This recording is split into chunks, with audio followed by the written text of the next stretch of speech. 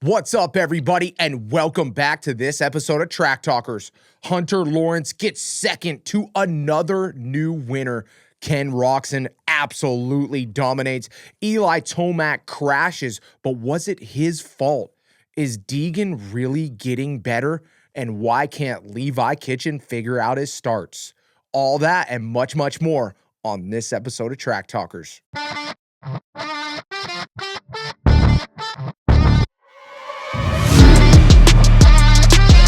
Timer ending now on the 7:23.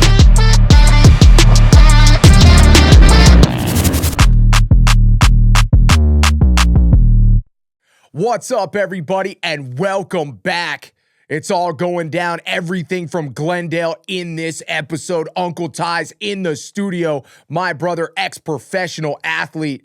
Ty, what's going on, bro? What up, bro? I miss you, dude. I need to get to one of these live events, bro. The racing has been phenomenal. Ken Roczen came out with the W. Dude, bro. Hey, you say that. You say the racing's been phenomenal, but it's like, oh, I mean, the 450 class is, dude, luckily, like, you know, you're as good as your last race. So Supercross has been killing it with the 450 class. Yes. But, I mean, who is excited for some 250 East Coast, my boy? Oh, like, I mean, we're not going to these guys get on the gate. Yeah, we're not going to get it quite yet, but I am definitely like, okay, I've seen enough 250 West. Deegan, you did your job. You made it boring. We're ready for the 250 East Coast. Yeah, if you guys haven't, make sure you guys like, subscribe. Yeah, hit that little like button. Boost this video up. We appreciate you guys. We appreciate all the new watchers. We've been getting a lot of new watchers. So we appreciate you guys. Yeah, go down in the comment section. Go in the live chat. Say what's up. But, Ty, let's get right into this thing, dude. The Twisted Tea debrief. Heat number 1. Ty, our boy. Dude, our boy almost had it. Lux Turner. Are you kidding me, dude? Hey, the two boys from the Track Talkers. We had Max Ansey just going super hot. Okay, I got the lowdown in that. I got the lowdown on the information. So okay, well, before we get into the race, what's the lowdown then, Adam? Okay, so the lowdown on the information is what happened. I was talking to Max in the pits, and he said he was going into the first turn, and if you rewatch the start, he was going into the first turn, and the kid on the KTM got under his, or the rider next to him got under his elbow, and he was under him. And what he was saying is, he's like, dude, if I hit the brakes before him, then he's going to hit my bar. I'm going to knock the bar forward, and then I'm going to tuck front and have one of the gnarliest crashes of my career. So he was like, I've been in this situation before, and I have to just throttle longer than him. So what he did was just hold the throttle on as long as he could until he felt him get off of him. And unfortunately, he had to go straight, and he just had to go way too far, which it makes more sense because I've never seen Max just absolutely blow the first turn. Yeah, no, absolutely. And that definitely makes sense and a smart maneuver on his part. But, I mean, unlucky for Max, but fortunate enough for Lux Turner and the Bar X Yamaha. Bro. Let's go. We're leading laps. Dude, we're leading laps and looking good. Dude, I thought he was going to win. I was like, I was hoping that he was going to win. Because we had 2 minutes, just about 2 minutes left. And Lux Turner got passed right before the white flag came out. I know. And you know what was so impressive? Like, what was so impressive to me is Max Volan and Levi Kitchen were not gaining on him at all. Like, I mean, zero. Like, I was like, oh shit. Like, we just did another lap and he's got the same gap. And then we did another lap. Oh, we got the same gap. And then, we did another lap, same gap. And I'm like, he could do this. And then you could just tell he just kind of fell apart, got a little tired, it looked like. Which is totally maybe a little arm pump. Yeah. Maybe a little winded. I know that fool doesn't get tired. He's like a little Energizer bunny. Yeah. So I just guarantee you probably got tight, got arm pump, started like missing his marks a few times. And if you just do that, Bro, you're gonna get sucked tired up real quick. That's the get tired of 2026 is saying you got tight. You tightened up. You know what I mean? Like, but I feel like when people have ridden dirt bikes, there's a difference between if you're dog ass tired or if you got arm pump and you can't hold on. That's true. That's true. I will agree with that 100%. Like you can't be out here thinking that tired and arm pump is the same thing. Yeah. Yeah, no, that's true.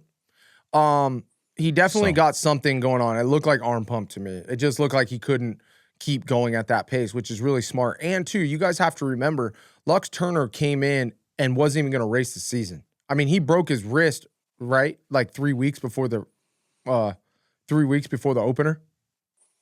Yeah. But dude, what I think we got to shine light on all of our viewers and all the fans that support our show, that just put Lux Turner into a new like category. A major conversation as like if there's a factory spot next year on a 250 team, like he's gonna get a phone call just because of that. That one ride, don't you think? Yes, I 100%. That one agree. ride, that one ride, like that right just there signifies like he can do it. He can run up front, and now he got a taste of it. And like I can't put into words of how much that means to a competitor and like breaking through and feeling that like fresh, clean air and leading a heat race. Like I was never able to do that, but I know if you were able to do that on a consistent basis and be up front and feel like you belong, dude, that skyrockets and puts the learning curve on just a steep incline. Yes, without a doubt. Anything else in Heat 1 you want to talk about? I mean, I think I mean there was nothing bigger. I want to give it was Parker Ross that went down super hard and still came back and figured out how to make the main event, right? I thought that was him on the Yamaha. Well, no, Parker Ross crashed on the first lap in the tough block in the sand on the outside. Yeah, yep. That's what I'm talking about. And somehow he still came back and got 8th and pulled it off, which is pretty cool. And then Max Volan has been ripping. Oh shoot, we didn't even talk about Max. Max won the damn heat race. Yeah. Like I think we got to give props there. Like, yeah, I put him 9th in A1, but he's been definitely progressing. It seems like Chad Reed and the whole Club MX Yamaha team has been doing really good. And they're on FXR this year, Adam, not Fly Racing. No, they're on Fly, not FXR. Are they on Fly? Yes, they're on Fly, bro. They're on Fly. I keep calling them Team FXR, and it's Fly Club MX. It is Fly Club MX. We got FLY, not FXR. Up in the comments. I know, dude. It's like it's so hard though because it's been like the FXR club team forever. No, it's not FXR anymore. They don't wear FXR. It's Fly. If you want to be like Max Volan and the Quad God, and it's three letters, bro. That's it starts with an F and it's 3 letters. But either way, if you want to be like Max Volan and the Quad God, Fly Club MX, bro. Fly. Okay. Yeah. All right. Well, hey, he's flying. He's flying. All right. Let's move to heat number 2, dude. I mean, do we even need to talk about it? I mean, what do you want to talk about? I don't know. Deegan's fast. Bro, Deegan's really good. I mean, and the only other thing to talk about is Crockett. You know what Myers. he looks like, bro? What? He looks like he's a sandbagger.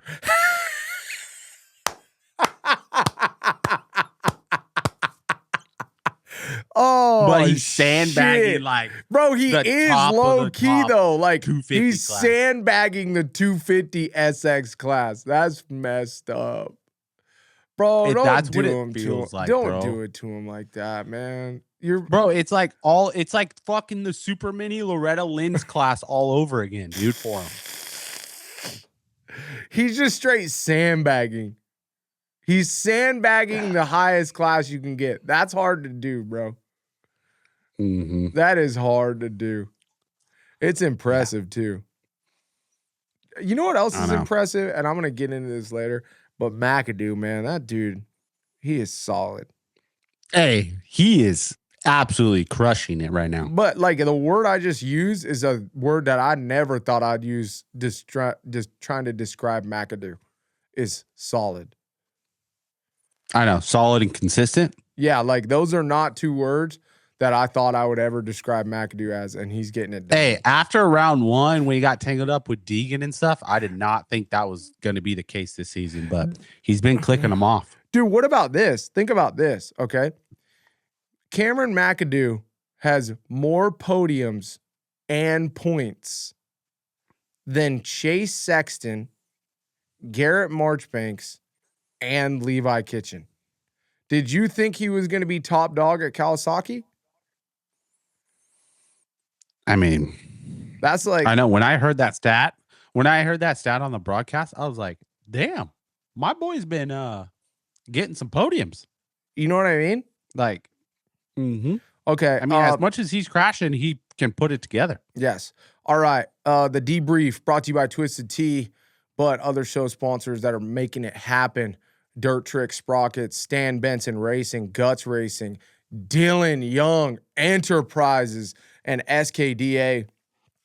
With Stan Benson Racing, if you guys want to ride one of the new Cove dirt bikes, they have the ride days. They're going to post the times on social media. Also, as well, Stan Benson Racing they got the all new 2026 TLD in stock. They have a huge stock of it as well. And then they're going to have it on site at the Mammoth qualifiers. They're going to have a whole big old setup that they worked with TLD to have. And if you guys need some gear at the races or in the Bakersfield area or online, go to Stan Benson Racing and grab the new 2026 TLD line. Dude, can we just take a minute for the RM Army this weekend? Crockett Myers pops out and gets a 9th place. I mean, this kid is like ripping it.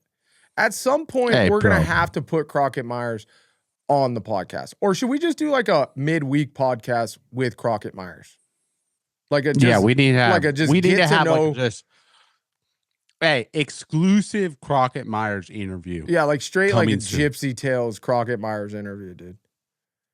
Right? Yes. We need to have it. Yes, I mean, absolutely. He's just riding too well not to do it. We'll try to get you guys that this week. We'll link up with Crockett Myers and try to handle that situation. Big side rider Francisco. I don't even. Bro. Hey, like, have you talked to him at the races and just been find like, the consistency, dude. We got to find the consistency. Be like, bro, you're like the fastest kid on the track in practice. Like, I mean, kind of gets the fastest qualifier. I mean, there's worse, bro. You could be, I know this sounds messed up, but you could be Levi Kitchen, where you have more speed than anybody, on a good lap. Yes, I know, but I'm not trying to compare. I'm not trying to compare Ryder D to Levi Kitchen.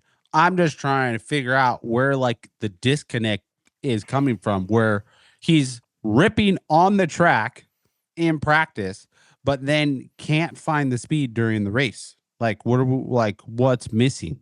Like, are we nervous? Are we not getting starts? No, dude, that's all confidence. That to me is mental. That's a mental issue. That's just. Well, that's what I'm getting at. So now we're going back to like the mental side, right? Yeah. Of just not being able to put it together. Yep. 100%. It's all meant to me. That's all mental. If you can ride that fast, there's no reason that you shouldn't be, especially on a factory bike. There's no reason you shouldn't be consistently, I would say, top 7 out of the gate every single time, no matter what, all season long. Across the start line, if you are on a factory bike, he got a whole shot. Like, he got a whole shot in the first main event of the season. Thank you. All right, let's move on. It's tough. 250 main event. You're in the debrief. Yeah, bro, I really don't know. I mean, I do feel like the old heads seem to kind of not like Deegan as much. But with that being said, I feel like we have a lot of Deegan fans in our comments. Like either way, right? I mean, bro, there's a lot of Deegan fans for sure. I'm just saying that it seems like the old heads are not a fan of Deegan as far as like 40 which is weird plus because it's vet like riders. I know, but it's weird because it's like Hurricane Hannah and all the older dudes were all into talking shit, but now we want to be like respectable Ryan Dungeys. Like everybody's got to be a Ryan Dungey. I don't know. That's just not how it works. But let's go through this 250 main event really quick. Haiden Deegan absolutely dominates, but I think the big story is we finally seen Levi Kitchen able to throw it down, right? I mean, I guess so, but it just goes down to basically Levi Kitchen again, no pressure on him, bad start. He kind of gets through the first corner and then he gets to ride free and rides like we all know how he can ride and just slice and dice, make up a whole bunch of time, be the fastest guy on the track until I can see him leading a main event or battling with Deegan and see that type of Levi Kitchen ride. Like, yeah, I'm not impressed, like good for him on getting second place. And I'm stoked for the PC time, finding success. But until I see some pressure on Levi Kitchen and then him being able to perform at that race at that time, it's like, bro, where are you at? Yeah. Yep. I mean, he put down some fast lap times, which are really cool. But I mean, at the end of the day, he worked with Ken Roxon this week. Justin Brayton called him on the phone, tried to help him out with his starts, did a whole new start technique, same result. So once again, we're talking about mental shit. I know, but mental. I mean, we're not gonna. Yeah, but when you're implementing new techniques, and dude, it's gonna take some time. Yeah, I mean, I know that, but give me like a shed of light, like something, right? Well, I mean, the shed of light is that he has the speed and he can slice and dice through everybody on the main event except for Haiden Deegan. So there's your light right there. But now you got to get a start, feel that loose, and feel that comfortability battling with Deegan. And I don't think he's gotten there yet. Yeah. Really impressed with Cameron McAdoo. Consistency, being solid, making a pass on Michael Mosiman late in the race was pretty unbelievable. I feel like Michael Mosiman was kind of surprised that he was there and tried to make a push back, but just like literally it was too late. And McAdoo, you could tell he was just on a mission. He was going forward and he wanted that podium no matter what.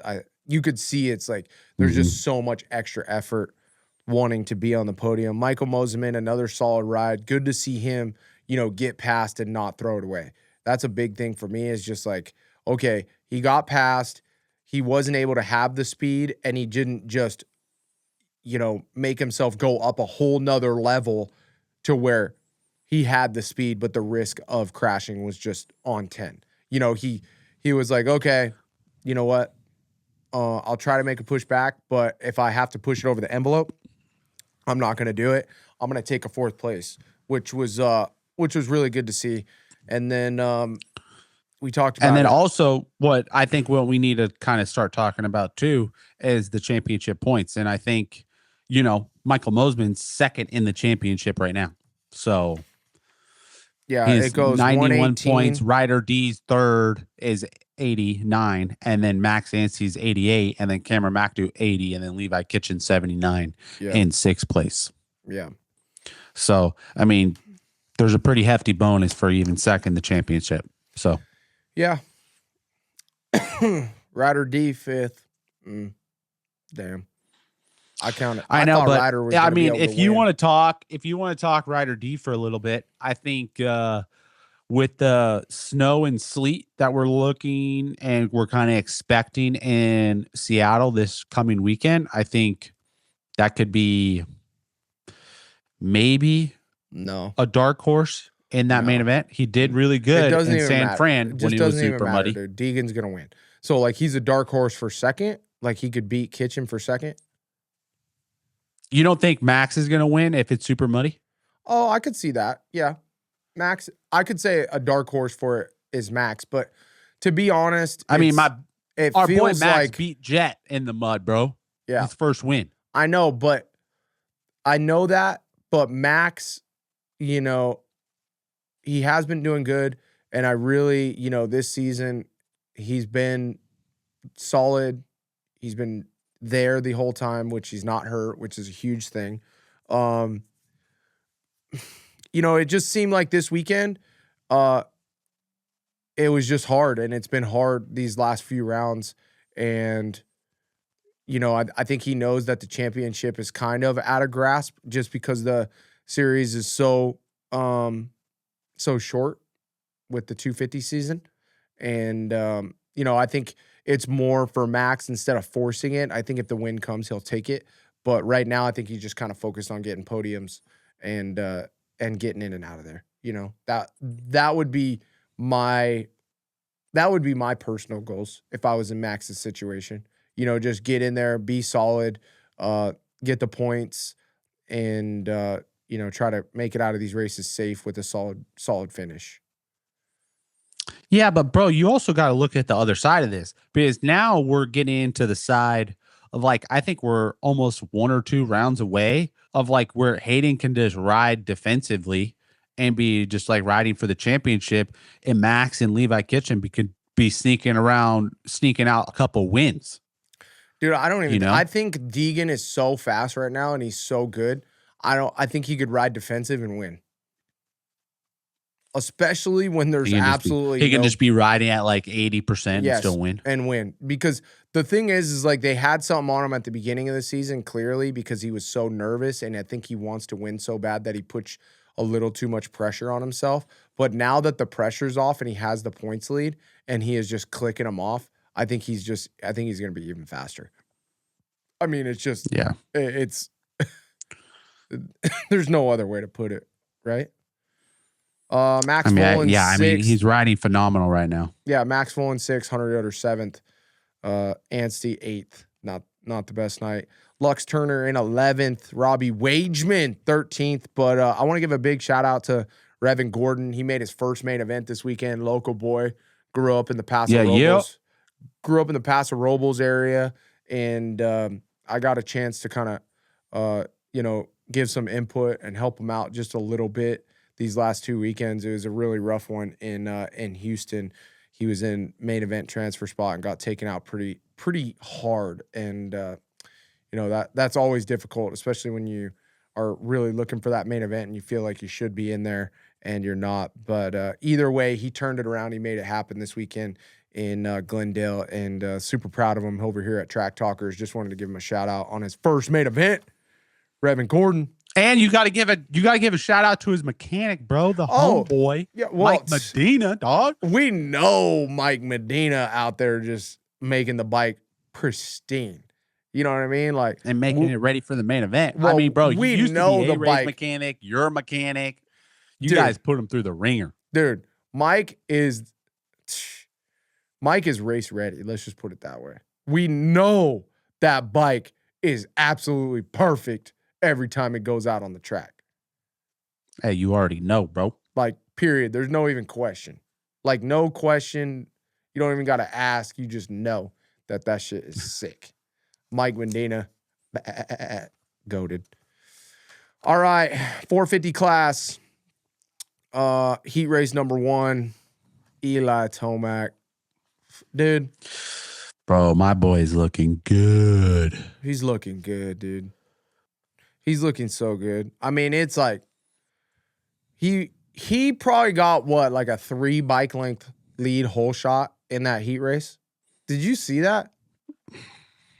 Yeah. I mean, his whole bike, he got a whole shot. His whole bike was so far ahead of the rest of the field. It was kind of incredible. I know, but it then just blows me away, like, on the main event, like on how quick things can go wrong flop in Supercross. Well, you're jumping ahead there, buddy. I mean, it really messed up. I mean, I know I'm jumping ahead, but like, I'm just salty about my RM fantasy picks. Okay, I thought I had some good picks. Bro, I gave up on that shit a long time ago. It doesn't matter how much. No free ads, but damn. Hey, no free ads. That's funny. Something about making picks. it just makes me so frustrated because it doesn't matter how much you know, you don't know. And that's why we love racing so much, right? I mean, yeah, bro. I'm getting my butt handed to me. And I'm like supposed to know this stuff. And there's like this season, dude, you don't know shit. Dude. Hey, Ty, you know what probably would have helped Eli Tomac? A twisted T? Nope. See this right here? A dirt trick sprocket? No, see this? Well, we know a dirt trick sprocket would have helped. But you see this right here? This is brand new from Guts Racing. This Guts seat cover, bro? Hey, we got the whole seat. This is the all new. Which way we're going, bro? We're going forward. Yeah, that's what I'm saying. This is the all new This is the all new RFI.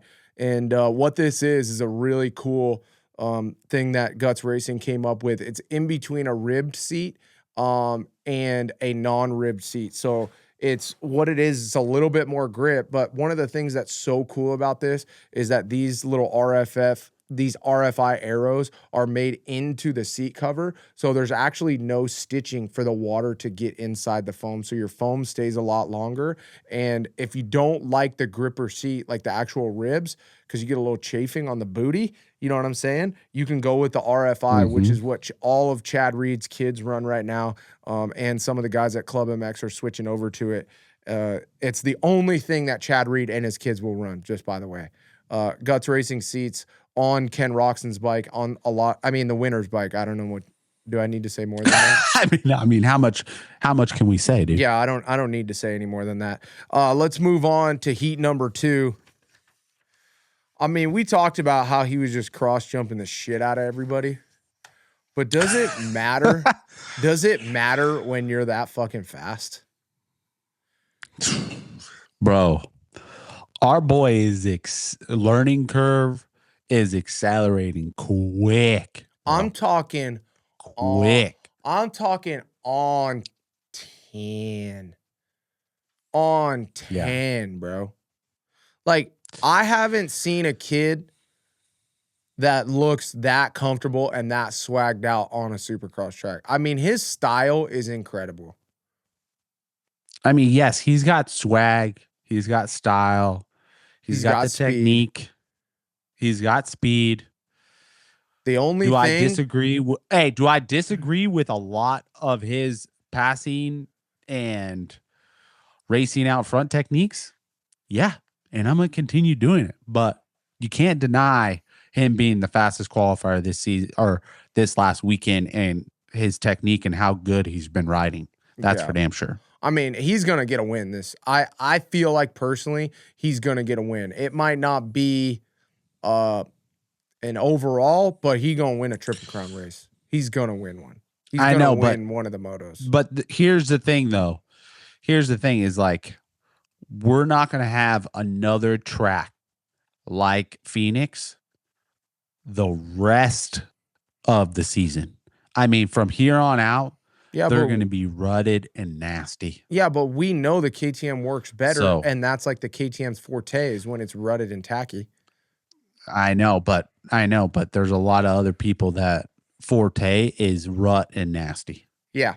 I mean, that's true. So I just think that it's just undeniable how good he is. The biggest problem that I see is he can never get off KTM. So, you know what I mean? You just got to ride a KTM. I was thinking that building a track yesterday and today. I was like, dude, I don't know, like, this is sick that Jorge Prado's doing good. But on the other hand, like, there's no way, like, he could go anywhere else for, like, any amount of time. Yeah. Like, it's going to be like KTM, Husky, or Gas, and that's it. Yeah. Yep. Like, those are only bikes he can go to. Yeah. I mean, if he wins a championship and he can make a career out of it, fuck, doesn't matter. Yeah, I mean, it really doesn't, right? Like, it doesn't. Damn, who we calling? Oh, we got a surprise. We got a surprise guest for you guys. Hello. What's going on, guys? Welcome to the show. Everybody say what's up to the owner of Dirt Tricks. Zach, how is it going tonight, dude? Sorry we called so late. We've been running a little long. Hey, No, later the better. Got the 2 girls down. Yes. I got a 6-month-old and a 3-year-old. Everyone's asleep, so we are good to go, Oh. boys. How we doing? Yes, we are doing so good. We got a surprise for all you fans. We are going to talk about the all-new disc that Dirt Tricks got going on. Not to mention that, but we're going to talk about the sprockets and just the company in general.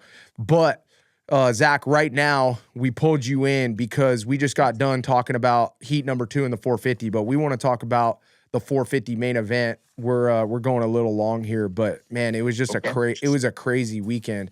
Did you? I mean, I know I'm putting you on the spot. We'll go to Ty first, but Ty, anything else in that heat number 2 that you want to mention? That went down that you saw. 450 heat 2. I mean, it was I feel like it was kind of standard, right? As far as like a heat race. What do you mean, bro? I was setting you up for the home run. Did we not see Joey Savacci just absolutely putting it down and coming up with the 2 spot? I mean, I thought we were going to save Joey Savacci, but I thought with his broken toe and the way he's been riding this whole entire weekend, dude, he's been killing it, hasn't he? Dude, it was so funny. I seen a meme. I think it was like on Supercross Voices or something. And it was like Joey Savacci like creeping in the background. And then it was like another person like in front of him. And they put like a titled job security on there. And then the next picture was like him scaring the shit out of the guy that said job security.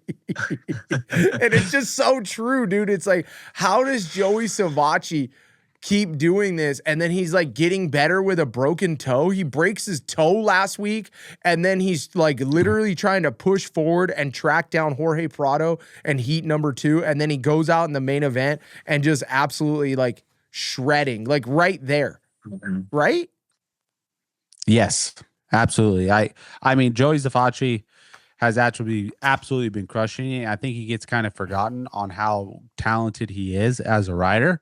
Yeah. And I'm just glad we got to be able to see it like on the main stage. Like he was up on the board, and during qualifying, he did a really good heat race. He was up there in the main event.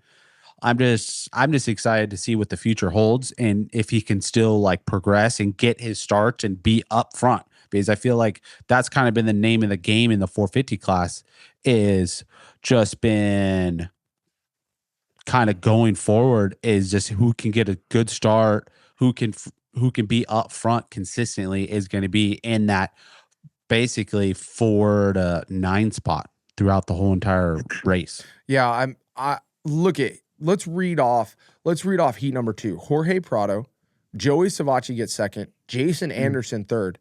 The winner of the night, Ken Roxon, gets 4th, and in 5th place, Chase Sexton.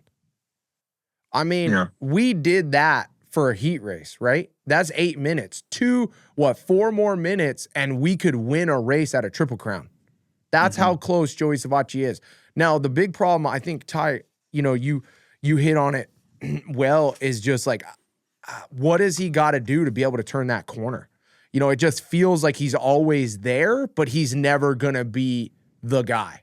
You know what I mean? Like, how come Jorge Prado can win the heat, but Joey Savacci can't win the heat? It's like this little corner turn that I think it's just because Jorge Prado's been up front. Like, we're 5 rounds in and Jorge's been up front. What? Every single round? So just starts then. I feel like he's been up front. Yeah. When you have a clear track and you're up front, you can see the clear track, you can breathe that clean air, and then you can battle the one dude behind you, and focus on like 1 or 2 dudes and not be focused on 4 or 5 dudes around you. Dude, it frees you up as a rider. You can ride your own lines. You can really learn and focus on that second place guy who's going to pass you or what you're doing, and figure out what different spots you're kind of losing ground or gaining ground on the guy next to you. When you're battling 4 or 5 guys, you're just straight up surviving and doing the best you can. And you're not focusing on really anything except for just trying to not get trained.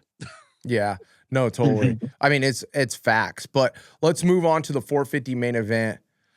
Zach, Dude, Yeah. I want to hear it from you first. How'd you feel about Ken Roxon getting the W? I mean, dude, the guy he was nails. He was nails. It was sick to see. It really was. I will say this though, Tomac's had some bad luck the last couple rounds. It is. I mean, coming from heat 1, and you're like, holy moly, is this guy even gonna, see anyone in the main? Yeah. And for him to go down in the first corner, you're like, gosh, damn. But no, Roxon, kickstart Kenny. You guys know it best. That Suzuki looks good on top of the box. Yeah. You obviously watched the race, Zach. Like, what did you think? Was there any concern about Kenny during that main event? Like, for you getting caught from Hunter Lawrence, and like, were you surprised that Kenny kind of kept that gap the same? Because I feel like I was a little surprised. Yeah, I was surprised. I think Hunter he's playing the long game more so than I thought he was capable of going with. I mean, I don't think he wanted to push it, And at first I thought he, obviously was right on him. Yep. And I thought it was going to lend to Hunter making a pass and possibly getting his first win. But dude, Kenny shows up, and he shows up really well in these first, obviously this first quarter of the season. Yeah. I don't know. This could be his year. I mean, it's anyone's game. You guys know the points. Everything is super close in the top 5 now. So yeah, I mean, let's just talk about the points right now. I appreciate the segue, Zach. So Hunter Lawrence 106, Ken Roxon 101. So that's -5. Then Eli Tomac at 98. That's another -3. Then Cooper Webb 91. I mean, how crazy is it? 2 rounds ago? Cooper Webb's like, I'm out of the championship. Yeah, I know. Yeah. I'm 25 points down. And he's right back in it. But let's go back a little bit, because I think you brought up a great point, and that's what kind of everybody is thinking in the back of their mind, right? Is like, Kenny shows up at the beginning of the season, and one thing that is concerning, as a media guy and just watching the races, is that I felt like the championship for Ken was slipping away a little bit these last few rounds. And it was so crucial for him to come out at Glendale and get this win, because I feel like one more bad race and we might have been feeling like, okay, we might have been in the Cooper Webb situation. One more bad race and we would have been in the Cooper Webb situation. But Ken Roxon able to turn it around. And it's like, how do you feel about, just the season so far for Kenny, how crucial this win is, and what's he going to need to do to not let himself get into that slump again? The small slump this is that he was in. Hey, this is this reassurance that if Anderson just got out of my way last weekend, I would have had 2 wins on the season, bro. Shit. Stoke the fire. Stoke the fire. That's messed up, bro. Ando's the best. Hey, if Anderson got out of my way in the heat race, I could have won the heat race too. So I could have got that bonus as well. Bruh. Shit, bro. Look it. Anderson's riding. Took out Tomac though, right? Thank you. He was part of that crash. Come on, man. That was his help. Come on, dude. Anderson's a team player. Not only is Anderson a team player, but Anderson's fast. I mean, I don't want to say anything, boys, but my boy J.A., he was 1 spot ahead of Tomac, and they were both kind of down in the first turn. Yep. I mean, I think it was Colt Nichols that went down with him, but I think Anderson kind of had some mishaps. He was part of it. He was involved. There was involvement. The whole Suzuki crew was part of it. Oh, that's messed up. That's not true. It was Christian Craig's fault. Oh man, did you guys see Christian Craig? Oh, that's messed up. He's just absolutely getting torn to shreds right now, because it wasn't Christian Craig's fault. I mean, Christian Craig went down, but this is what I wanted to say about that. It's like, dude, if you're in the middle of the pack and you didn't get the whole shot, welcome to the chaos, bro. Anyone's game. Welcome to the chaos, boys. I don't know what to tell you. This ain't Christian Craig's fault. Christian Craig, he probably got chopped by somebody, and then now he went down. And what is he supposed to do about Tomac being behind him. Tomac, Yeah. you should have been in front of him like in the heat race. I don't know what to tell you. Yeah, I think Tomac was feeling himself after that Heat 1 start. I mean, I don't know if he had the clicker in his pocket or what, but dude, that guy was off to a massive hole shot. And oh man, it's a bummer to see. But like you guys said, Roxon's looking great. I think again, to speak on your point, Adam, is that if he had another bad round, himself mentally, I think would have probably thought he was out of it. Yes, not just us. I think he probably would have been like, But man, I think he's reinvigorated now. Oh, without a doubt. Mhm. Reinvigorated is the perfect word to describe what this win did for Ken Roxon. And like I'm really close to the team, and so I know those guys. And one of the big things is he's just trying to keep a level head and not be too excited. And it's like it's so hard for us fans because I know he wants to be like absolutely ecstatic, but I also get the rider aspect of it. It's like you don't want to get too high because you don't want to get too low either. You just want to go back.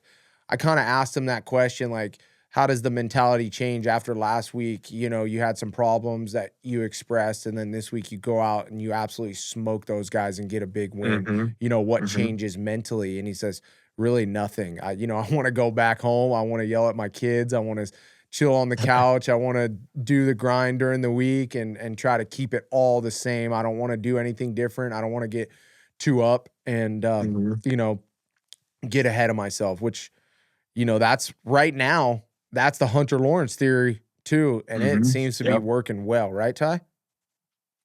I mean, yeah, as long as my teammate keeps on doing his job and taking out my competition, bro. I mean, yeah, right. The next one is that 96 on that Honda, bro. Jay, I know you already got beef with him, bro. Just do your job, dog. Be my teammate, bro. That twisted He's the ultimate wingman. Coming in clutch in that next main event, bro. Dude, ultimate wingman. Ty, don't be surprised if I come in next week with a JA jersey, bro. It'd be tight. It'd be tight, but I'm going to come in with a JA jersey just like, bah. Hey, all jokes aside, I love JA. And, dude, I was just cracking up in the heat race looking at JA in front of fucking Kenny Roxon. Again. I was like, oh, here we go, again, bro. And, dude, you know what's funny is, like, Jason put it down on him again. He did. Yeah, bro. Jason's quick right now, bro. He's liking the Suzuki. He really is, man. He is, bro. And then did you guys see him shut him down before the sand? Did you see? Yeah. I was like, oh, shit. Fire in the hole, boys. Yeah, we had some text back and forth with Clint in the group chat. I was like, I don't think Jay is holding up Kenny, man. I think it's the other way around. We got some issues. Oh, shit. That's funny. Dude, I just can't wait for the Suzuki 1 and 2 podium, bro. Or the 2 and 3 podium. Dude, I just hope it happens sometime this year because that would just be an all-time moment. It was all for the a dream. Team and everybody. Because, dude, it could happen. Both the boys are riding good. And Colt Nichols is starting to, I saw Colt Nichols, good lap time in the qualifying session, too. Dude, so, we were on, Colt Nichols was on the board. I know, bro. That's why I shouted him out. Since the guy that is over there and that runs the VIP experience doesn't talk about the third guy on the team. I know, dude. Colt Nichols really is turning it up. And to be honest with you, I've been trying to just give Colt Nichols his space because it's like, I always just wish him luck, And I know, bro. But when a boy does good, bro, you gotta be like, dog. You're killing it, bro. Every time, keep dude. It going. Do you think I'm not 45? over there? Do you think I'm not over there pumping my guy up? Do you think I'm not over there pumping my guy up? Colt 45, bro. Apparently. Hey, the YouTubers will back me, bro. I don't think I've heard you pump up Colt this whole entire year on this show. Well, mark it down, boys. We're pumping him up right now. There you go. Yeah. Come on. It started with me, bro. Started with me. Okay, it did. It did. Thank you, Ty. All right. Well, let's talk about the last guy. No, we got to talk about 2 more guys. But let's talk about numero uno. Okay, Uncle Ty. I'm saying right now, I'm saying he's holding the torch for this championship, to be honest. He went from out of it 2 weeks ago to, damn, is Cooper Webb really going to be the guy to win this championship again? Is he going for 4? right? Who is right now after this weekend where we went to Cooper Webb's like worst track? I mean, we're talking, we went to Cooper Webb's kryptonite, right? And the guy gets third place. This is not good.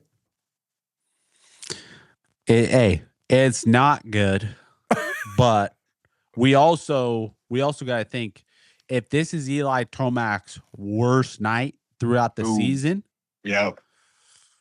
bro.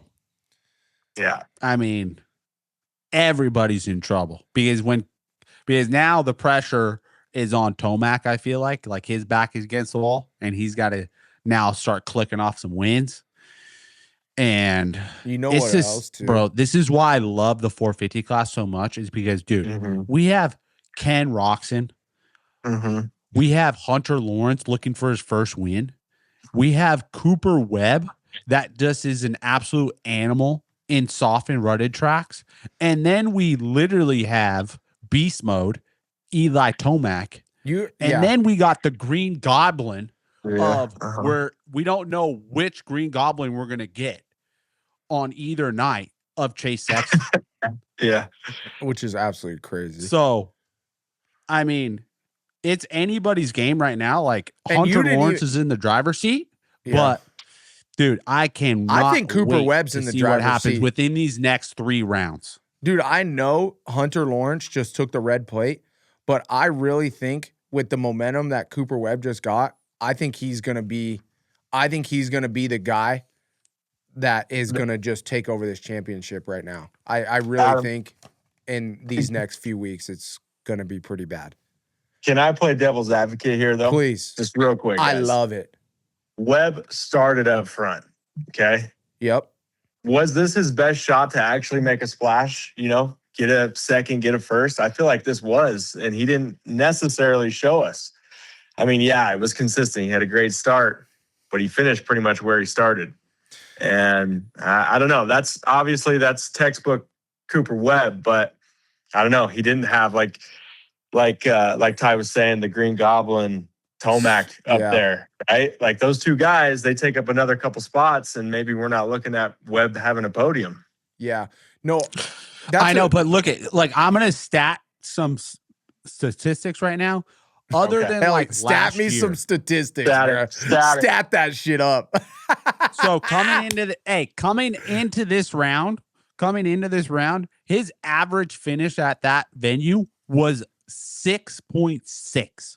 Okay, all right. And last year, I think his best finish to date was a 4th. Yeah. Okay. So he's been absolutely trash there as far as Cooper Webb. So for him to even be on the podium and on the box there, I would almost take as a win in the Cooper Webb book. So pretty much what I just heard was he did one spot better than he did the year that he won the championship. Yes. And I think that's why I feel, and I don't know how to explain myself enough, but that's why I feel it so much, is because I know that Cooper Webb isn't particularly comfortable or good at this track. And I know if he's doing good here or even at halfway decent, it's only going to get way, way worse for those guys. With that being said, you put Tomac in the mix, and now Cooper Webb, without a doubt, is in 4th. He's in 4th. Yes, without a doubt, no question, because he got smoked by Hunter and Kenny. There's no question about that. He didn't have the speed. And then if you take Chase Sexton and you give him the speed, then now, he's 5th. But Chase, we're playing horseshoes and hand grenades, you know that. But yes.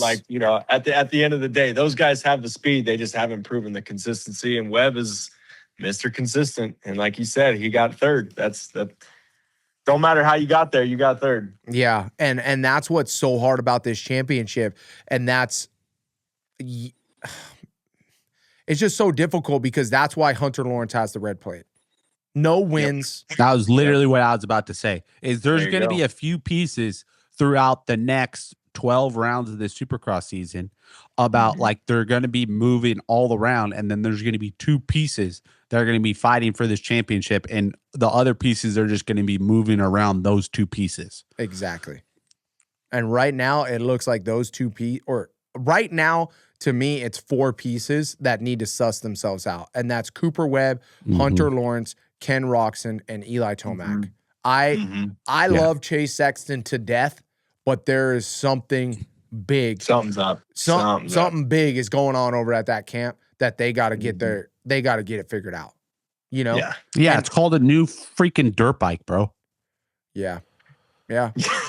Call up Kawasaki Japan and just be like, dude, whatever you got for 2027, 2028, we need it to fit and be making Chase Sexton happy. Yeah, we need the KTM 0.5 model factory edition Kawasaki that comes out, and like we put out 300 models. Or even like a Honda, or just make it turn, you know, or whatever that Chase is looking for. And I hope it's what he wants is the tough part, and just try to make that thing as best as he can, because right now it just seems like a too short of a window for that bike to be happy in. With that being said, I after seeing what I've seen this season and seeing Chase Sexton go out and win, I don't think the bike is fully to blame.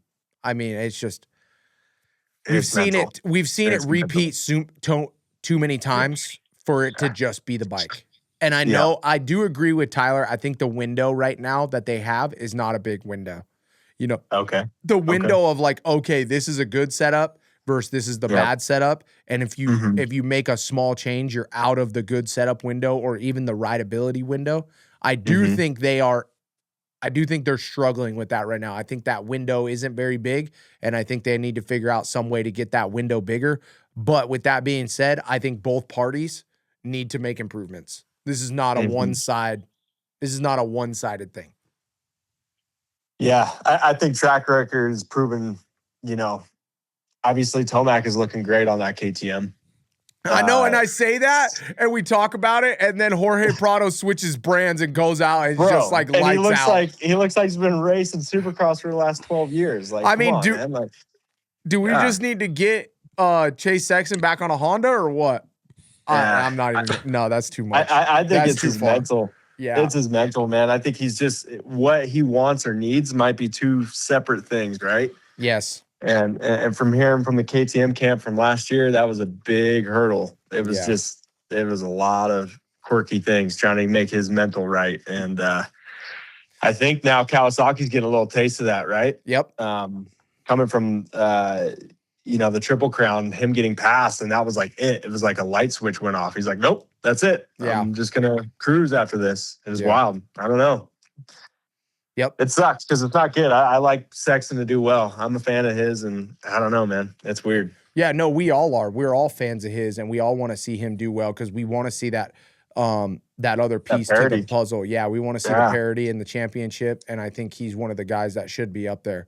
Well, let's finish this thing off. Let's finish off the debrief. Hunter Lawrence right now in the championship in first. Ken Roczen in second. Eli Tomac in third in the championship. Cooper Webb fourth. Chase Sexton fifth. Justin Cooper sixth. Jorge Prado seventh. Jason Anderson eighth. Joey Savacci ninth. And Dylan Ferrandis on the Ducati in 10th place. Ducati. Pretty cool, dude. Pretty cool to see Dylan Ferrandis doing that well and getting them in the top 10 in the championship in their very first year. It's pretty incredible. Right? Right, boys? No doubt. Cool. Yeah. All right. Well, let's move on. Before we get to Moto Court, Zach, let's talk about this thing right here. I got it right in front of me. This is the all-new Dirt Tricks front rotor. You guys have I have a rear rotor right behind me as well. Give us the breakdown. How did you guys come up with this thing? Where did the idea come from? And just give us some background on it. Yeah. So what you're holding there is basically the same steel we use for our rear sprockets, and that's what gave us the idea. Obviously, we're cutting out a ton of sprockets on our fiber laser. And if you guys don't know, we machine and manufacture everything in our shop in the USA. Let's just go. outside of, yeah, baby. Not too many companies can say that. So we're just outside of Lake Tahoe, and those rotors are something that we're really trying to push now. We've had some amazing feedback from guys like Ty Masterpool on his YZ, and basically what the difference between our rotors are compared to all the competitors, OEM, Galfer, the list goes on and on, is they use stainless steel. We are using our chromoly steel. Yeah. So basically the grab is much, much better. We're saying close to 25% increase, and where you can really feel it is in the front, because obviously you can modulate a lot better with your front. Yep. And you're using it a lot more. So it's incredible, guys. It's black. Obviously, you can tell it looks slick. That's black zinc. It will rub off once the pads hit that certain area. Yeah. But everything else stays black. It I don't know, man. They're definitely clean looking. That's for sure.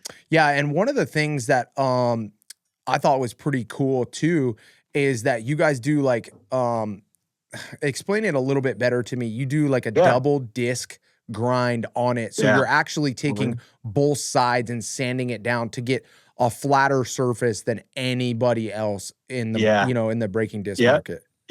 So parallelism is a huge thing. So obviously, you felt brakes before that, kind of do that little shimmy. That's what you don't want. Yeah. And so what we're doing is we're grinding our discs from both sides, so there's a perfect flatness. And that, like you said, that's something unique to us, and it's really paved the way. And it's another cool thing. If you guys check us out on YouTube, you can see some shop tours and the machines that we work with. But it's rad. Yeah, super cool. Another cool thing that I thought, which I want to get for my bike, just because I do go trail riding a little bit more often, and now that I'm not racing anymore, and was the solid rear disc option. I thought that was really cool. That you do that, just so that's more for like durability and mud, right? Correct. Yeah, our biggest fans of those are like the GNCC guys, right? The guys off of the East Coast that are dealing with a ton of mud, and obviously it's just more strength. You get more material there. And exactly right. Not a lot of people are offering solid discs anymore, and we do. So another great thing about us too is we're very competitive with OEM pricing, or really all of our competitors. We're, in fact, sometimes in most cases a little less expensive. So you can find it on Rocky Mountain Motorsport, of course, our website. Yeah. But it's awesome. Yeah. And for all you fans that don't know, another cool feature about these discs as well is like Zach said, you're getting 25% more braking power out of it. And then you're not having to buy, an extension bracket as well. We're doing the OEM sizing so that you don't have to buy the extra bracket. So you're just buying the disc. You don't have to go down there and do anything extra. You're buying the new front rotor at the same size, but you're getting that braking power that you want out of an oversized rotor with the OEM size rotor, which I thought was a really, really cool feature. Ty, can we Team USA, right? Right, Uncle Ty? Hey, Team USA. And people thinking that 25% is not a lot on your brake, that is a ton. Like a massive increase. I would love 25% more braking power in my front and rear disc, because that means that I can be more finesse on my brakes, and I don't have to squeeze my front or my rear brake as hard. I love the hype. It's going to make you an overall better rider. Zach, okay, so Zach, I have one more question for you, because obviously, we built the brand off of our sprocket, off of the Dirt Tricks chromoly sprocket. Well, I want to get into the chromoly, the coating, or it's not chromoly coating. What is the coating that you guys do? Are we talking rear sprocket now? Yes, rear sprocket.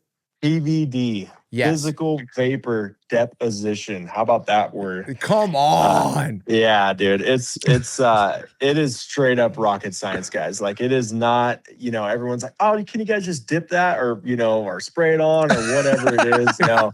Dude, this stuff is like, I have like scoured the whole United States trying to figure out who does this process the best. And we found a couple companies that do it amazing on the West Coast. But pretty much, guys, if you want to look up PVD coating, and it will show you basically our sprockets. We've designed this whole rack system for this coating company. And our sprocket is basically just in the way of an electro beam going through one substrate of zirconium. So it's basically a 3-inch rod, 6 feet tall. And they play with all these gases, hydrogen, oxygen, nitrogen. And what you get is different colors. And that's why you get that awesome looking titanium look. And it outlasts anything. Like, you guys have seen anodizing, right? Yes. Like any of our competitors, Yes. right? You go for a heat race, you go for a moto, and that anodizing's off of the tooth, correct? Like, yes, it's just pretty much absolutely. white. Yeah. First race. Yeah. Yeah, go ride our sprockets. You'll see that color on that tooth profile for 60 hours. It's insane. So it's super thin too, which is really neat. It gives no dimension. Wow. It's straight up rocket science, guys. It's insane. So yeah, only name in the game that's doing that, and it's definitely proven to have our customers love our product. I mean, we've got guys with, as you've heard, hundreds and hundreds of hours on a sprocket. That's it makes what- no sense. I don't even that's know what what the I heck, wanted- man. Yes, Yeah. that's what I wanted to talk about. So Clint told me about this dude that you guys talked to on an adventure bike that got 300 hours out of Bro, his sprocket. We've got a guy with 800 hours. What? And I'm not joking. Dude, it's like 7 different motorcycles. And this guy, you can go look him up on Instagram. He is not gentle with his motorcycles. I'm like, dude, I haven't ridden 800 hours in my whole life, man. Like, I'm telling you, I don't know what. It's insane. Oh, that is so cool. If you guys haven't yet, go to dirttricks.com, use our code TrackTalkers26. Go grab a sprocket. Go grab one of these brand new rotors with the zinc coating on here, made out of chromoly steel. Get that 25% more braking power that you've been needing around the track. I've seen you guys ride. I know you need it. Like I said, go to dirttricks.com and use the code TrackTalkers26. All right, well, let's get into this thing. Let's finish this show out, boys. Let's get right into it. Moto Court. Okay, welcome to Moto Court, Zach. You haven't done this before. What we do is we pick a topic that is going to be our case. You're going to have 90 seconds to give your opening statement on your case, and we're going to let the fans decide who is right and who is wrong. So the subjects for Moto Court tonight are: is Chase Sexton still in this championship, or is he too far down the wrong path? That's option one. Case number two, can Kenny make it 2 in a row? Case number three, can Hunter actually win this championship without winning a race? Those are all 3 crazy. Okay. I know, they're absolutely insane. All right, so boys, what do we want to pick? What's going to be the case for the night? Lead us off, Ty. What do we know? What are we picking? Come on, Ty. I like the Hunter not winning a race. And I was leading that way too. Oh, so you guys like that? You guys don't like the Chase Sexton's too far down the wrong path on the championship? We like the Hunter Lawrence. Is he going to win?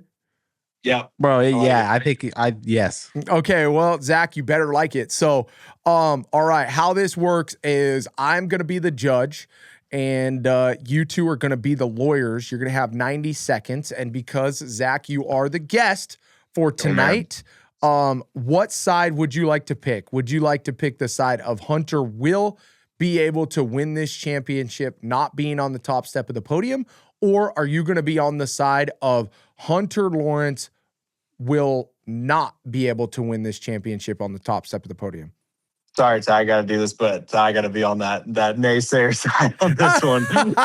Hey, Okay. So no problem, bro. okay, so Ty is on the side of Hunter Lawrence can win this championship without being on the top step of the podium. Hey, Zach, you better just be ready, bro, because I'm going to bring the heat, bro. I'm ready. Man, if you bring it to me, man. I need to hear this. I need to believe it. Okay. All right, Tyler, you're going to go first this time. We're going to put Ty on the spot. Okay. Because he is the professional. So I'm arguing the side that he's going to win this championship without winning a race, right? He's going to win the championship without winning. Yep. No problem. All right. 3, 2, 1. The floor is yours. All right, YouTube fam, get ready for this because I'm going to put the twist of the century on this championship, okay? Mm-hmm. Jet Lawrence is going to be ready to ride in just a few weeks' time. So that means Hunter Lawrence is only got to get through the next month. That's the next 4 races before his little brother comes back to Supercross, okay? So if he can get in the top 5, top 2, just keep on racking up these second places, guess what? He's going to still be in the championship. He's going to still hold the red plate. And then the phenomenal Jet Lawrence comes back to Supercross season, comes in, starts winning a whole bunch of races, and then Hunter Lawrence has just got to follow him. Jet Lawrence is not in the championship anymore. Hunter's going to be winning the championship. It's probably going to be his only championship that he's ever going to win. But he's going to do it without getting a top step to the podium because his brother is going to come back, be right in front of him, and just tow him to a 2026 Supercross Championship. 10 seconds. Do you need it? Nope. All right. That's it. That is pretty. Yeah. Okay, Zach.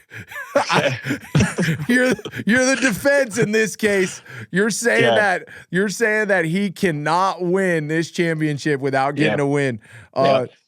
3, 2, the floor is yours. Okay, he is not gonna win this championship without being on top of the podium here, guys. Come on, what are we kidding here? You think Webb, Roxon, Tomac, any of those guys, Sexton, are worried about Hunter Lawrence? I just don't see it. I don't see it happening, and then especially not if he's not getting on top of the podium anytime soon. I don't see it. I don't. I just, Webb is pretty much playing with his food at this point, and Tomac too. I don't see it. It would obviously take a catastrophic first turn corner that takes out every single other rider other than Hunter Lawrence for this to happen, guys. I don't think I need any more time. I think that's just pretty much it right there. And too, not only that, but I'm on Zach's side. You're gonna have a bad race eventually. Yeah. This is why you need a win. It's happened to Tomac. It's happened to Kenny. It's happened to Webb. There's no way that Hunter Lawrence is going to be the one that doesn't have a bad race. We're in motorsports. You're going to have a bad race eventually. You got to capitalize and get those extra points. Yep. Bro, it doesn't have to happen. There is a world that says Hunter Lawrence doesn't have a bad race in 2027, especially when his brother comes back and just tows him along and shows him the fastest line. Okay. Okay, Mr. Tyler, with him coming back. What if he doesn't come back? Because I was talking. Is this for real? Yes. Is there like any science behind this coming back, or what's going on? Yes, there is actually science. Yeah, we were talking. Yes. So Lewis Phillips, 2 or 3 weeks ahead of schedule. Yeah. So Lewis Phillips. Yes, Lewis Phillips did an interview right in front of me with Lars, and I was listening in on it. And one of the topics that he brought up was like, is Jet coming back? Is he not coming back? I've heard both ends of that story. Wow. And what Lars' response was, oh my God, it was so team manager.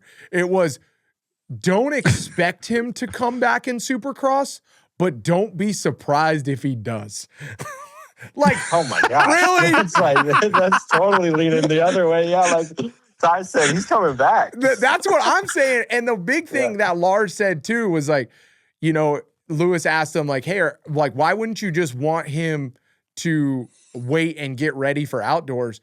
And Ty, I think they already had the plan. I think we missed the vote. I think Ty's onto it. I think Ty nailed it right on the head. I think Jet is trying to come back because Darren, the mastermind behind this whole Lawrence situation, is like, dude, get Jet back on the track to get Hunter the championship. To help him with this championship. right? And two, Oh, man. one of the big things that Lars said as well, as he mentioned, is he's like, dude, if Jet's good, He's going out there. I don't care. He's like, dude, Wow. I'm not worried if he comes back for Supercross outdoor. I know if Jet's good, he's gonna ride whatever good. Wow. It don't matter. So I think we just cracked the whole Lawrence plan, dude. I think Ty's in a hell of a case. Yeah, we just talked all the way through it. I know. I'm back on. I'm going with Ty now. This is it. Hunter's winning the championship. Oh shit! Without even winning, I'll try to tell you guys. His brother's gonna come back and win for him. So he's really gonna get a win. Man. His brother's gonna win, and he's gonna get second. So that means he wins. Yep. Yes. I like it. Wow. That makes all sense now. Everything's clear. Oh shit. Oh, that's so funny. Yeah, we appreciate you guys watching the show. Make sure you guys support the sponsors, Twisted Tea, Dirt Tricks, Sprockets. If you haven't used our code, go to dirttricks.com, type in Track Talkers 26, get a discount. Stan Benson Racing up in Bakersfield helping us out as well. Gut Seats, Dylan Young Enterprises, and SKDA Graphics. Make sure you guys support the people that support the show. Let's move on to If This Was My Rider, brought to you by Dylan Young Enterprises. Boys, so Ty, Zach, are we going to go with Levi Kitchen, Lux Turner? I thought a good one right now, too, is Malcolm Stewart and Ryder DeFrancisco. Who do we want to be the team manager for and just kind of coach them through the rest of the season? Who are we going to pick? Have you guys not picked Levi yet? Ty? We haven't, not yet. No. Okay. No, we haven't. Should we just That's go? my vote. Okay. That's my vote. Okay, let's go Levi. Let's go Levi, right, Yep. Ty? All right, I'll start this one out. I'll give my opinion just right off the get. So if I'm Mitch Payton, I'm going to make this kid work nothing but starts all week long because I know he has the speed. I know that sounds messed up, but dude, it's just like one of those things where I know what this kid has. I've seen it over and over again. I know he has the speed. I know what's going on, but I have to get the confidence in this kid on his starts. And so what I'm doing is I'm making a phone call for the next 2 or 3 weeks, and I'm having everybody on the team in California, no matter how much money I got to spend, and I am doing starts. I'm finding a place where all my PC guys can do starts. And we are going to get this figured out for every single one of the guys, because the thing is Kawasaki is known for not having the best starting bike. It's just a known fact. You know, it's a little more inconsistent. And right now, I think that they just have to nail that down. If that's shortening up the swing arm, giving it more length, if that's a different motor package, whatever that might be. I have riders right now that can go fast. So what I know about that is that means that they can suffer a little bit on the track to be able to get out front. So I'm getting everybody on the team, East and West Coast. I'm getting Seth Hammaker. I'm getting all the boys in one spot, and I'm going to have them do starts together. You know, like I'm talking 4 or 5 PC guys. If I have to get some privateers or whatever, I'm going to get as many guys on the gate to get Levi Kitchen up next to guys that are actually going to be competitive. I don't need Levi at the sandbox anymore going against Ken Roxon and Chase Sexton on a 450 where he's probably getting demoralized every single time he gets off the gate. I don't need that anymore. You know, we need to go. We know how good Levi is. He's got a new start technique that I think is good from Ken Roxon and those guys. Now we need to build on that, and we need to get him out front. I know Levi's a little bit more lanky, but that to me doesn't matter. I want to get my rider with the most confidence, and I want to get him on the best package that I possibly can as a bike from Mitch Payton's standpoint, or I guess from my standpoint. I want to get him on the best bike that I possibly can to get him out of the gate. I want to point everything in the direction of how do I get Levi Kitchen, my fastest rider, out of the gate. That is what I would do.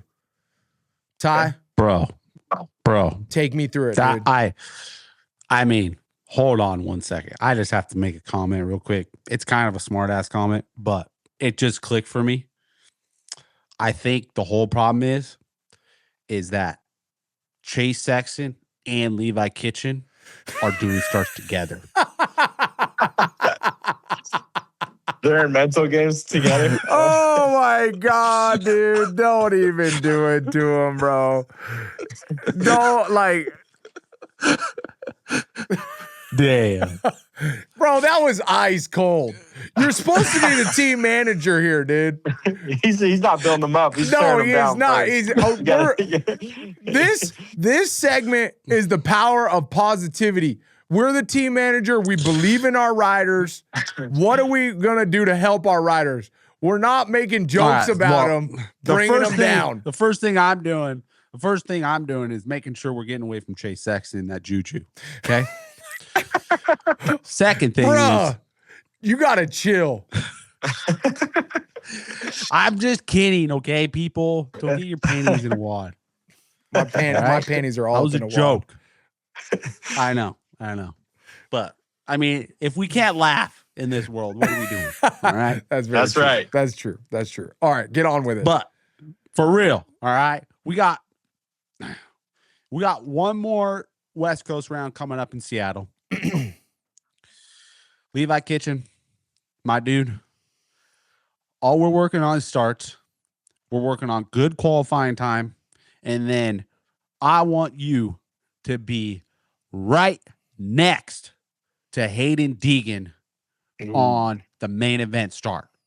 Wherever he lines up, I want you to be the closest gate to him. I don't give a fuck if the gate's messed up, if there's a chuck hole, if it's a good one or a bad one. You're lining up right next to Deegan because you have to conquer this guy. I know he's going to the 450 next year, but just for your mental stability moving forward, you got to face your fears and conquer that guy and just say he ain't nobody. All right? He's just a human just like you. Mm-hmm. And you just got to face your fears and line up right next to him and get the jump and just turn right into him on the start and chop his front wheel and just make sure you're competing with everybody on the gate because everybody's as equal as you on that starting gate. I completely disagree, but whatever. Okay, Zach, you're up. Well, you know what's funny? I'm leaning towards Ty too, and guess what I'm doing if I'm Mitch Payton? They're down Tell me. in Southern California, right? Mm-hmm.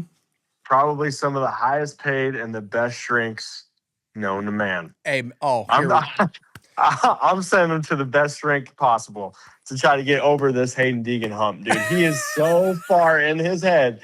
It is so shocking to me that Haiden could get that far in Kitchen's head because he's got the speed. Yeah. He totally has the speed. yes. I am telling you right now, it is mental. Yeah. That guy, and when it comes to the start, and I was talking to Clint about this too, I almost feel like he likes it if he's in the back on the start. I think he does. Shoot, to be I'm honest, not getting caught by Deegan. Yeah, I don't. You know? I don't disagree with you at all.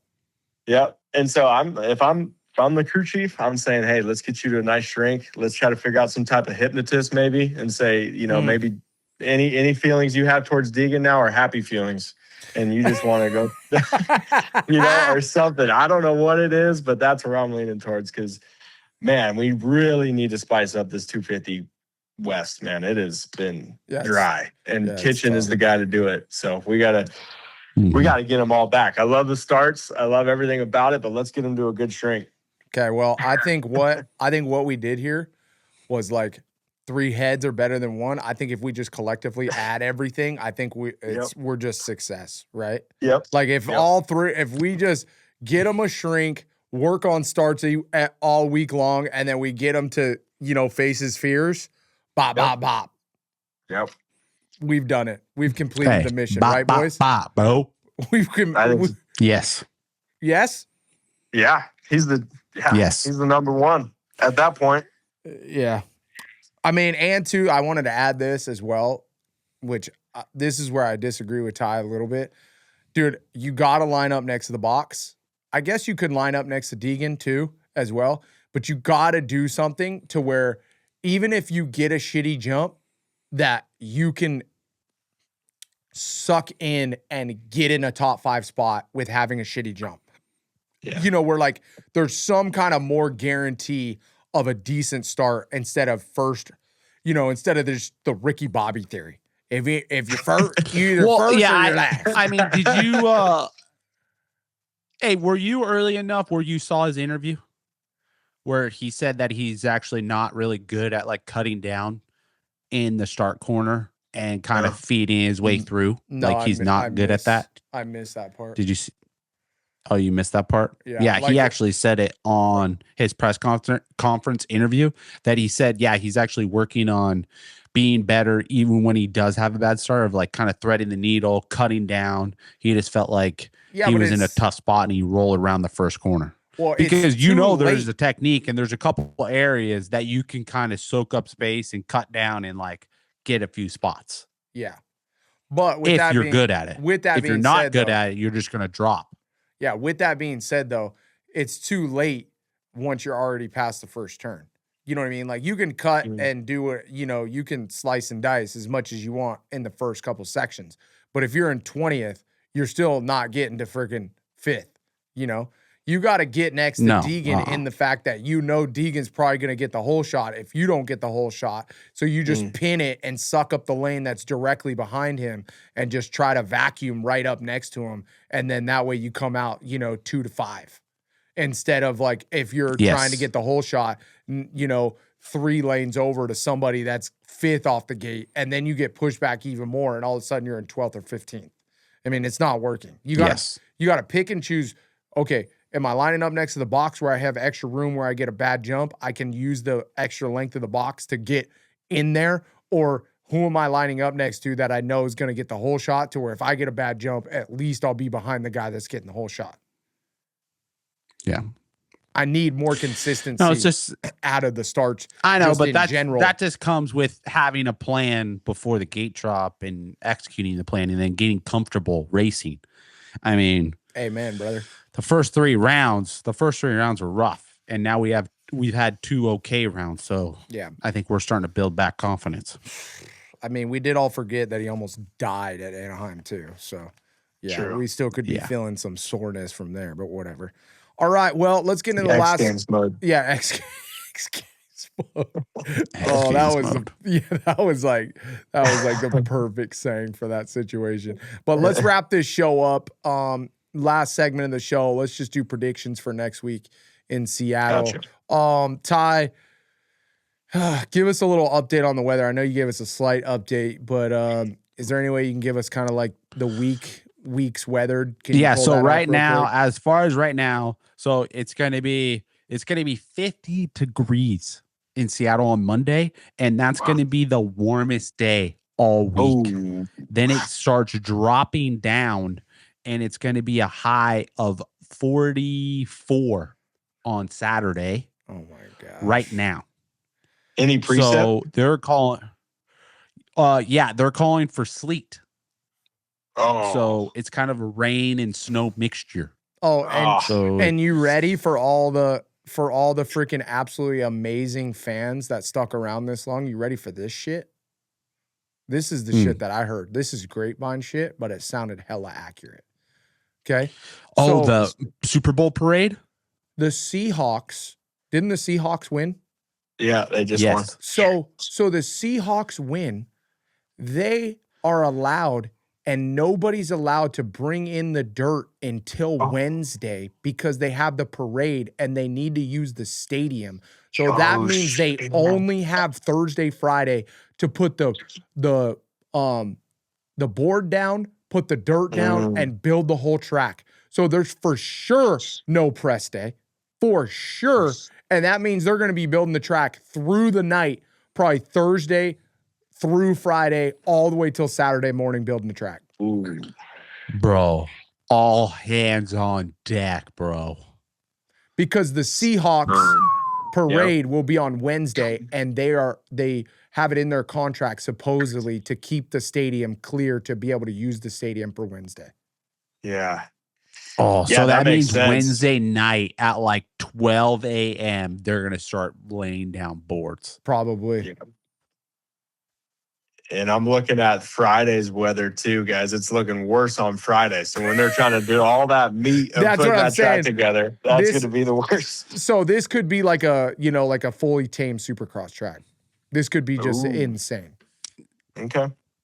All right. So that changes the picks. Right. So with that being said, Zach, AP for the win. Let's go. Yeah. I don't know if that would happen, but we did the interview with AP, and he said, you know what he told us the forecast for Wednesday, Thursday, Friday, and he said, you know what the forecast is for Saturday, and AP dub. That was the end of the interview that he did. So no way. Yes, so he's already thinking about it. Oh yeah, he's already thinking about it. So that was pretty cool. Geez. That was pretty cool. All right, so we have the info. Zach, you're our guest. Okay. Give us the freaking 250 picks, top 3. Okay. Well, are we going after our session with Levi, or it didn't happen this week? Because Deegs is winning. Well, unfortunately, we're not Mitch Payton, so we can't tell him anything. Okay. And you know what? Let's do top 5 just because it's RM fantasy. You know what I mean? Even though 250s don't matter, but let's just do top 5. Yeah, I like Deegs. I think that's going to be a mutual agreement across the board. All right, Deegs. Yeah, we'll go Levi. I like what I've been seeing from Volan. How about that? Ooh, Volan for the podium. You know what? If it's a mutter, I don't know, man. Volan he's lanky. He's got that handbrake. He might be the guy to win it. But let's go for the top 3. Yep. We'll go with him with a podium. Yep. Ryder D. Okay. We'll go him for 4th. He's been making some interesting mistakes. He's got speed though, man. He's been looking good. He does. Yeah. I don't know what it's going to take for him to pull it all together, but he's trust me, we've been laying into him this episode. Oh, you guys have already talked about it? Oh, we way talked about it because we did the 250s before you came on, and we were you did? We were laying into him because it's just so frustrating. You see the speed, you see the starts every once in a while, you see everything that it takes, and it's just not coming together, consistently. Yep. It is coming together occasionally, but not consistently. Yep. All right, so we'll go Ryder D 4th, and then 5th we'll round it off with. I'm either going to go with McAdoo or let's you know what? Let's go McAdoo. He's been showing pretty dang consistent. So let's go McAdoo. So we left Mosey out of the top 5. All right. I did. All right. I took him out, and we're putting Volan in there. I like it. I'm ready for it. I like it. All right, 450s top 5. Gotta go Tomac, but I think we're gonna go with a full Austrian sweep if it's a mutter. Really? Hear me out. Imagine. Plessinger second, and I got Mookie in 3rd. Really? Dude, I gotta see it, man. It's a mutter. It's gotta be something special. Okay. So who's 4th spot? I think Tomac gets back. Yeah. And I think man, I could see JA being up there. Okay. I think he's got a handle on his bike. I'm picking obviously a shot in the dark here with this mutter, but I will have Kenny round out the top 5, and it switches the whole points up. And Tomac's back to the lead, and we're all scratching our heads. Wow. So we got Hunter straight not even in the top 5. No mutter. Wow. No, it's gonna be, dude. I'm looking at the weather too, Ty. It's not looking good. No. I think these off-road Colorado and GNCC boys with Plessinger, they're gonna take the cake. So I like it. Yeah. All right, 250s, Ty, 1 through 5. I think I have a lot of faith in my boy Max Anstey if it's a mutter. Okay. Ooh. Is it raining Saturday? Yes, 70% chance. Okay, right now. But what's the and cold? Do you guys know the amount of rain that we're gonna get? I didn't look that far. Yeah, it's not giving me the full on. Yeah, it's not. Oh, here we go. Yeah, 0.2 of wintry mix. So nothing too insane. But that's Saturday. Not much. That's But not Friday much. is the bigger day. What's Friday? What's the precipitation amount? Like the actual amount? Half an inch of rain, bro. Okay. That's quite a bit. I mean, not really for Seattle though. I mean, half an inch is rain for sure. Adam, for but the problem Supercross is track, you think? the cold. Yeah. Yeah. Oof. Bro, that it's ain't like drying up at all. But it's not. it's But this is the cold. problem though. Is I don't think it's gonna be like super slimy. Which for Max to No. really Okay. be dominant, I think it needs to be like slimy. Gotcha. Yeah. That's what I'm like trying to like. Can Deegan overcome? If it was slimy, there's no question Max is winning. I have no doubt in my mind. Like, Is that just because he's a I Euro? still you think? feel no, he's just always Yes. been good. He's always Okay. been and good in too, mud. he's just always super smooth. Yeah. Okay. All right. Okay, so Max for numero uno, But- number 2. Max for 1, Yep. Deegan for 2, Yep. Mm-hmm. and then I actually like Stars. Ryder D for 3, Okay. No. and then Cameron McAdoo for 4, and then Okay. Levi Kitchen 5th. Okay. Okay. All right. Levi, Mhm. 5th. And then 450s. Yep. Damn. I want to say Jorge Prado number 1. Oh man, that's a Wow. good pick. Wow. Yeah. Okay. MXGP style. Mhm. 2. Yep.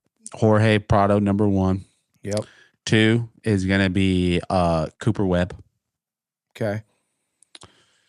Number 3 is going to be Eli Tomac, 3 and 3. Okay. 4th is going to be Ken Roxon.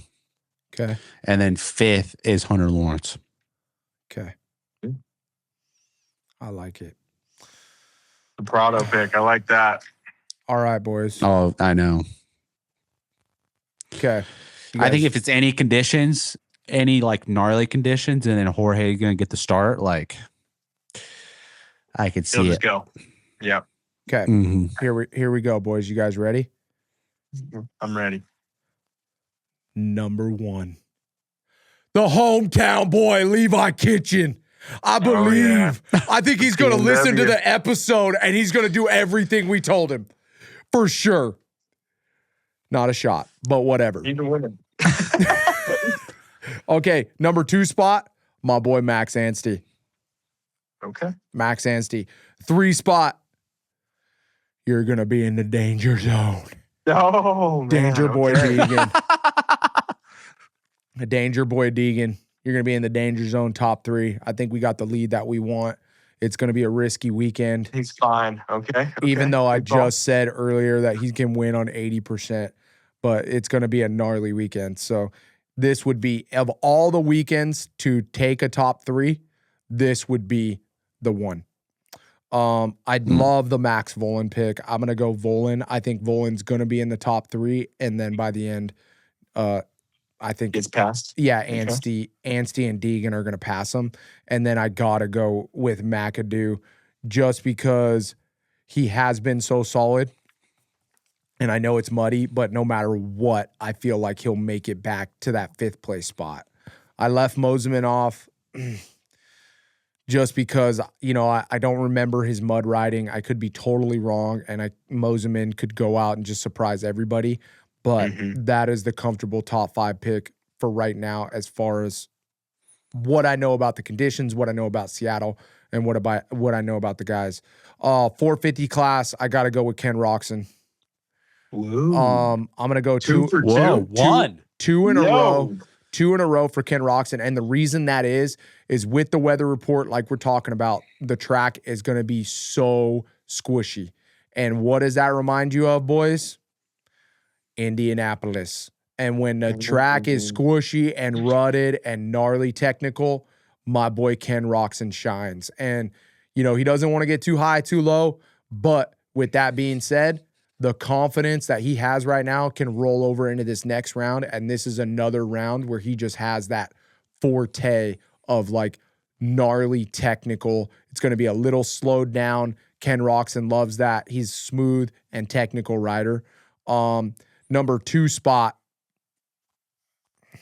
Gosh, this is so hard. I'm going to go Cooper Webb. I think he's going to do better I think I'm gonna go with Ty on that. Number 3 spot. AP. I'm gonna go Aaron Plessinger. We're gonna get a surprise ride out of Aaron. I think he's had the speed. He's been showing it. He had a little mishap last week where he cased a jump and his whole ankle was bruised. He's over his sickness. He got another sickness at the beginning of the year that he's getting over. And I think this is going to be the culmination. Him saying that he can go out and win in Seattle is just me showing that he has confidence in himself, especially when the conditions are right for him. So I'm going to go AP third. 4th place, I'm going to go Eli Tomac. I think he knows how important this championship is. I just don't think he's, I think with how much he clutches it and how much horsepower he has, I don't think that is the perfect setup for Seattle. But with that being said, he's Eli Tomac, and I know he's going to bounce back. I think 4th is putting him too low, but with the picks that I got, this is where he fits in. And then that 5th place spot, I gotta go with Hunter Lawrence. I just don't think he's going to do very well in these muddy conditions, but I think he's a championship contender, and I think he's going to make it happen. So Hunter Lawrence for the 5th spot. So let's read them through. Zach, Danger Boy Deegan out front, the 250. Levi Kitchen 2nd. Max Volan 3rd. Ryder DeFrancisco 4th. McAdoo 5th. 450s. Eli Tomac, Aaron Plessinger, Mookie, the Austrian sweep. That would be crazy. Jason Anderson in 4th. Ken Roxon in 5th. Ty in the 250. Max Anstey, Deegan, Ryder DeFrancisco, McAdoo, Levi Kitchen. 450. Jorge Prado, Cooper Webb, Eli Tomac, Ken Roxon, Hunter Lawrence.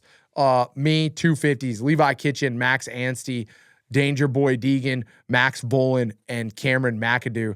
I can't believe I didn't add JA to the list. I feel like I might be doing a disservice to myself. But 450, Ken Roxon, Cooper Webb, Aaron Plessinger, Eli Tomac, Hunter Lawrence.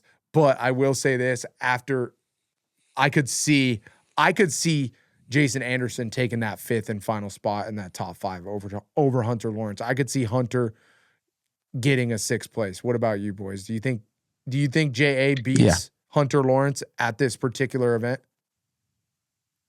Yes.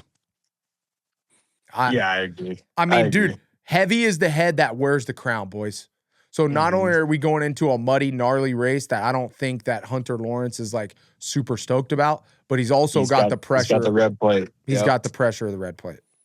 Yeah. I know, but he's had the red plate a lot of times with the SMX, with outdoors.